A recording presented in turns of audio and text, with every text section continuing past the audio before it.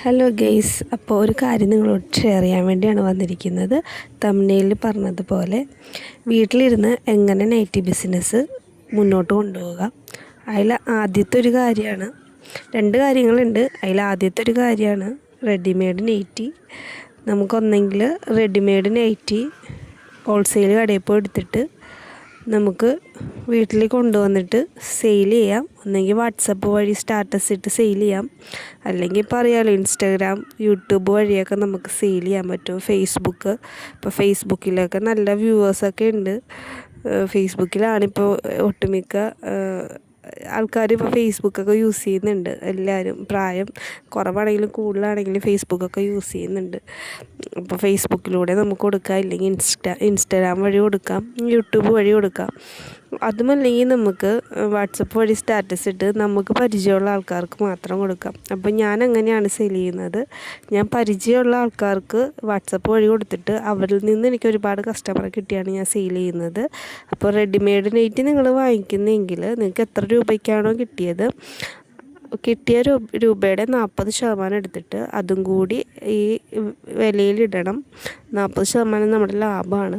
അപ്പോൾ ഈ home wear ഐറ്റംസൊക്കെ നമ്മൾ ഒരു കൊള്ള ലാഭം പ്രതീക്ഷിക്കരുത്. ഒരു 40% വരെ നമുക്ക് കിട്ടിയ എത്ര രൂപയ്ക്കാണോ വാങ്ങിച്ചത് അതിൻ്റെ ഒരു 40% വരെ നമ്മൾ ഇടാൻ പാടുള്ളൂ. അല്ലാത്ത ഹോം വെയർ അല്ലാത്ത ഐറ്റംസാണ് നമ്മൾ 50% മുകളിലോട്ട് ഇടുന്നത്. ഇത് ഇത്ര കൃത്യമായിട്ട് ഞാൻ പറയണതെന്ന് വെച്ചാൽ, ഞാൻ ഇതിന് മുമ്പ് റെഡിമെയ്ഡ് ഐറ്റംസൊക്കെ വിറ്റിട്ടുണ്ട്. ഇൻസ്റ്റാൾമെൻ്റായിട്ടാണ് വിറ്റത്. അപ്പോൾ എറണാകുളത്ത് ഒരു ഹോൾസെയിൽ കടയിൽ പോയി എടുത്തപ്പോൾ അവിടുത്തെ ഒരു ഓണറൊക്കെയാണ് എനിക്ക് ശരിക്കും ഇങ്ങനെ പറഞ്ഞു തന്നത്, ഒരിക്കലും ഹോം വെയർ ഐറ്റംസ്, നൈറ്റി, ബ്രാ, പാൻറ്റീസ്, നമ്മുടെ അണ്ടർ സ്കേർട്ട്, അങ്ങനത്തെ ഉള്ള ഐറ്റംസിനൊക്കെ ഓവറായിട്ട് കൊള്ള ലാഭം നമ്മൾ ഇടരുത്. ഒരു 40% വരെ ഇടാൻ പാടുള്ളൂ. അല്ലാത്ത ഐറ്റംസാണ് സാരി, ചുരിദാർ, അതുപോലത്തെ ഐറ്റംസിനാണ് നമ്മൾ 50% അതിൻ്റെ മുകളിലോട്ട് ഇടുന്നത്. അപ്പോൾ ആ ഷോപ്പിൽ, ഞാൻ എടുക്കാൻ പോയ ഷോപ്പിൽ ഇക്കയാണ് എനിക്ക് ഈ കാര്യങ്ങളൊക്കെ ഒരു ബുക്കിൽ വരച്ച് കറക്റ്റായിട്ട് പറഞ്ഞു തന്നത്. അപ്പോൾ റെഡിമെയ്ഡ് നൈറ്റി എടുത്ത് നമുക്ക് ഇതുപോലെ വിൽക്കാം. അപ്പോൾ എനിക്ക് റെഡിമെയ്ഡ് നൈറ്റി വിൽക്കുന്നതിനേക്കാളും ഇഷ്ടം സ്റ്റിച്ച് ചെയ്ത് വിൽക്കുന്നതാണ് കേട്ടോ. അപ്പം നിങ്ങൾക്ക് രണ്ടാമത്തെ ഒരു ഐഡിയ ആയിട്ട് സ്റ്റിച്ച് ചെയ്ത് വേണമെങ്കിൽ വിൽക്കാം. തുണി എടുത്തിട്ട് നമുക്ക് സ്റ്റിച്ച് ചെയ്ത് ഫ്രോക്ക് നൈറ്റി ആയിട്ടോ കോട്ട് സെറ്റായിട്ടോ നൈറ്റി ആയിട്ടോ സ്റ്റിച്ച് ചെയ്യാം. അപ്പോൾ അതിനെക്കുറിച്ച് ഞാൻ ഡീറ്റെയിൽ ആയിട്ട് ഇതിന് മുമ്പൊക്കെ വീഡിയോ ഇട്ടിട്ടുണ്ട്. ഞാൻ അതുപോലെയാണ് ഇപ്പോൾ സ്റ്റിച്ച് ചെയ്യുന്നത്.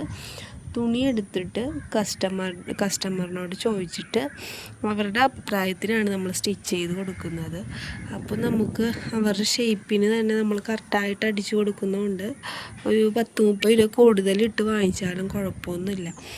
അപ്പോൾ റെഡിമെയ്ഡ് നൈറ്റി എടുത്ത് വിൽക്കാനുള്ള ബുദ്ധിമുട്ടുള്ളവർക്ക്, സ്റ്റിച്ചിങ് അറിയാവുന്നവരാണെങ്കിൽ തുണി എടുത്തിട്ട് സ്റ്റിച്ച് ചെയ്ത് നമുക്ക് കൊടുക്കാം.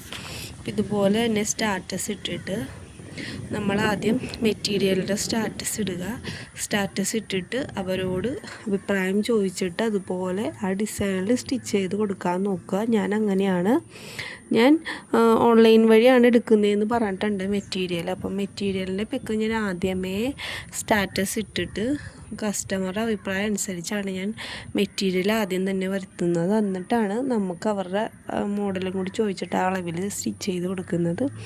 എനിക്കിപ്പോൾ ഇൻസ്റ്റാഗ്രാം, യൂട്യൂബ് അങ്ങനെയുള്ള ഓർഡേഴ്സൊന്നും ഇല്ല. എനിക്ക് വാട്സപ്പ് വഴിയുള്ള ഓർഡേഴ്സാണ് ഏറ്റവും കൂടുതൽ. അപ്പോൾ എൻ്റെ വീട്ടുകാരും എൻ്റെ ഫ്രണ്ട്സും, അല്ലാണ്ട് എനിക്ക് നാട്ടുകാരുടെ അടുത്തുനിന്ന് ഇതുവരെ അങ്ങനെ ഓർഡേഴ്സൊന്നും കിട്ടാറില്ല. അപ്പോൾ വീട്ടുകാരും എൻ്റെ ഫ്രണ്ട്സും എൻ്റെ കസിൻസ് അങ്ങനെയുള്ള ആൾക്കാരിൽ നിന്നുള്ള ഓർഡേഴ്സാണ് വരുന്നത്. അപ്പോൾ എപ്പോഴും ഇവർ ഞാൻ വാങ്ങിച്ചുകൊണ്ടിരിക്കുമെന്ന് ചോദിച്ചാൽ ഇവരല്ല, ഇവർ വഴി എനിക്ക് ഒരുപാട് പരിചയമില്ലാത്ത ആൾക്കാർ ഓർഡർ വരാറുണ്ട്. കസിനൊക്കെ വർക്ക് ചെയ്യുന്ന സ്ഥലത്തു നിന്നായാലും അങ്ങനെ ഒരുപാട് ഓർഡേഴ്സൊക്കെ കിട്ടാറുണ്ട്. അപ്പോൾ അങ്ങനെയാണ് ഞാൻ എൻ്റെ നൈറ്റി ബിസിനസ് ഇങ്ങനെ കൊണ്ടുപോകുന്നത്. അപ്പോൾ ഞാൻ നേരത്തെ പറഞ്ഞിട്ടുണ്ടായിരുന്നു, ഞാൻ ഇൻസ്റ്റാൾമെൻറ്റ് വഴി നൈറ്റിയൊക്കെ കൊടുത്തിട്ടുണ്ട്. എനിക്ക് ഏറ്റവും പറ്റിയ വലിയൊരു അബദ്ധമാണ് ശരിക്കും പറഞ്ഞാലത്. ഞാൻ ഫസ്റ്റ് തുടങ്ങിയത് തന്നെ അങ്ങനെയാണ്. മാല കൊണ്ടുപോയി പണയം വെച്ചിട്ട് ഒരു 19,000 രൂപ വില വരുന്ന റെഡിമെയ്ഡ് ഐറ്റംസ് പോയി എടുത്തു. സാരി, ചുരിദാർ ഇവിടെ കൊണ്ടുവന്നു. അപ്പോൾ 10-50,000 രൂപ ആയതുകൊണ്ട് നല്ല ടെൻഷനൊക്കെ ഉണ്ടായിരുന്നു. ആ സാധനങ്ങൾ കൊണ്ടുവന്ന് എല്ലാവർക്കും കൊടുത്തു. അപ്പോൾ അറിയാമല്ലോ, അങ്ങനെ ആകുമ്പോൾ എല്ലാവരും ഇൻസ്റ്റാൾമെൻ്റ് ആയിട്ടേ വാങ്ങിക്കുള്ളൂ. അപ്പോൾ ഇൻസ്റ്റാൾമെൻ്റ് ആയിട്ട് കൊടുത്തു. അപ്പോൾ ഞാനും വിചാരിച്ചു നമുക്ക് കൂട്ടി നോക്കിയപ്പോൾ ലാഭമായിട്ട് നല്ല ഒരുപാട് പൈസ കിട്ടും, അപ്പോൾ നല്ല പൈസയൊക്കെ ഉണ്ടാവും എന്നൊക്കെ വിചാരിച്ച് ഇത് കൊണ്ടുവന്നു. ഇൻസ്റ്റാൾമെൻ്റ് ആയിട്ട് എല്ലാവർക്കും ചെറുപറാന്നൊക്കെ പറക്കി കൊടുത്തു. പക്ഷേ കൊടുത്തപ്പോൾ എല്ലാവരും നന്നായിട്ടൊക്കെ വാങ്ങിച്ചു. പക്ഷെ തിരിച്ച് കിട്ടാൻ നേരത്ത് നല്ല പണിയായിരുന്നു. ഇപ്പോഴും എനിക്ക് അതിൻ്റെ ബാലൻസൊക്കെ കിട്ടാനുണ്ട്. അങ്ങനെ തിരിച്ച് ചോദിക്കുമ്പോഴാണ് 100 രൂപ ഇല്ലെങ്കിൽ ഒരാഴ്ച കിട്ടില്ല. അപ്പോൾ ഒരാഴ്ച 100 വെച്ചാണെങ്കിൽ നമുക്ക് ഒരു മാസം ഒരാഴ്ച ഇല്ലെന്നും പറയും. അപ്പോൾ 300 രൂപയാണ് നമുക്ക് കിട്ടുന്നത്. മനസ്സിലായോ? അപ്പം തിരിച്ചു കിട്ടാൻ എനിക്ക് ഒരുപാട് സമയം എടുത്തു, 1 വർഷം എടുത്തെന്നൊക്കെ വേണമെങ്കിൽ പറയാം. അങ്ങനെ അത് ഭയങ്കര ഫ്ലോപ്പായിപ്പോയി. ഞാൻ കാണിച്ച ഏറ്റവും വലിയ അബദ്ധമായിരുന്നു. അത്രയും രൂപക്ക് മെറ്റീരിയൽ എടുത്ത് ഇൻസ്റ്റാൾമെൻ്റായിട്ട് കൊടുത്താണ് ഞാൻ ഏറ്റവും വലിയ അബദ്ധം ചെയ്തത്. അങ്ങനെ ചെയ്യുന്നവരുണ്ടാവും, അപ്പോൾ അവർക്ക് മറിക്കാൻ പൈസ ഉണ്ടാവും. അപ്പോൾ ഇത് മാല കൊണ്ട് പണയം വെച്ചുകൊണ്ട് എനിക്ക് അതിൻ്റെ ടെൻഷൻ വേറെ. എൻ്റെ ഹസ്ബൻഡ് തന്നെ മാല എടുപ്പിച്ച് എനിക്ക് തന്നു. അതിങ്ങനെ ഇത്തിരി കിട്ടുന്നത് കൊണ്ട് നമ്മുടെ കയ്യിൽ പെട്ടെന്ന് പൈസ ചിലവായും പോയി. അങ്ങനെയൊക്കെ കുറച്ച് പ്രശ്നങ്ങളൊക്കെ ഉണ്ടായിരുന്നു. ആൾക്കാർ പൈസ വാങ്ങിച്ച പോലെയല്ല തരാനും കുറച്ച് പാടൊക്കെ പെട്ടു. പിന്നെ എൻ്റെ ഒരു പരിചയക്കുറവ് കൊണ്ടും അത് വലിയ ഫ്ലോപ്പായി പോയി. അപ്പോൾ നിങ്ങൾ പർച്ചേസ് ചെയ്യുമ്പോൾ നിങ്ങൾ ആദ്യമായിട്ടാണ് ചെയ്യുന്നതെങ്കിൽ എമൗണ്ട് നന്നായിട്ട് കുറച്ചിട്ട് ചെയ്യുക. പിന്നീടുള്ള പക്ഷേ ഞാൻ കുറച്ച് നൈറ്റ് തുണികൾ മെഷീൻ വീട്ടിൽ പോയി എടുത്തിട്ട് വന്നിട്ടൊരു പഴയ നോർമൽ മെഷീനാണ്.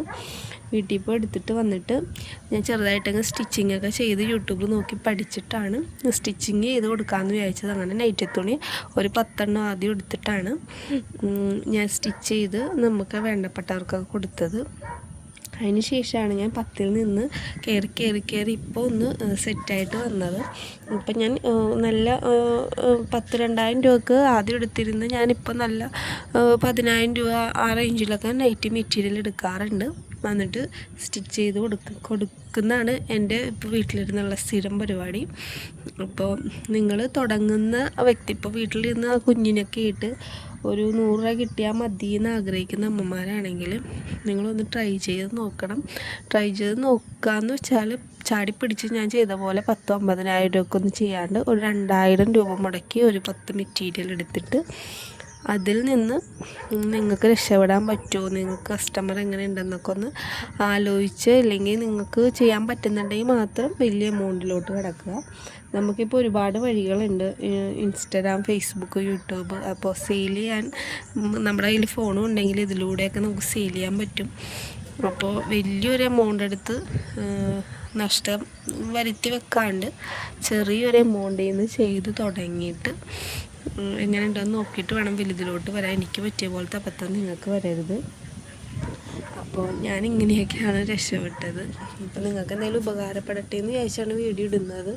അപ്പോൾ ഞാൻ പറയുന്നത് കേട്ട് ചാടിപ്പിടിച്ചൊന്നും ചെയ്യരുത്. സമയം എടുത്ത് ആലോചിച്ച് പ്ലാൻ ചെയ്തിട്ട് നമ്മുടെ പാർട്ട്ണറായിട്ടൊക്കെ ഒന്ന് ആലോചിച്ചിട്ട് വേണം ഇങ്ങനത്തെ കാര്യങ്ങളൊക്കെ ചെയ്യാൻ വേണ്ടി. അപ്പോൾ എനിക്ക് എന്ത് പറഞ്ഞാലും സപ്പോർട്ട് ചെയ്യാനും അഭിപ്രായങ്ങളൊക്കെ പറയാൻ ഹസ്ബൻഡ് ഉള്ളത് കൊണ്ട് ഹസ്ബൻഡിനോട് ചോദിച്ചിട്ടാണ് എല്ലാം ചെയ്യുന്നത്. അപ്പോൾ നിങ്ങളതുപോലെ പാർട്ട്ണറിൻ്റെ അടുത്ത് ചോദിച്ചിട്ട് പൈസയൊക്കെ ഒന്ന് സെറ്റായിട്ട് ചെറുതിൽ നിന്ന് തുടങ്ങുക. അപ്പം നമ്മളിതുപോലെ വീഡിയോസൊക്കെ ഇടുന്നുണ്ട്, എങ്ങനെ തുടങ്ങാം, എവിടെ നിന്ന് എടുക്കുക എന്നുള്ള, അതൊക്കെ ഒന്ന് നോക്കി കണ്ടിട്ട് ഒന്ന് ചെയ്യാൻ ശ്രമിക്കാം കേട്ടോ.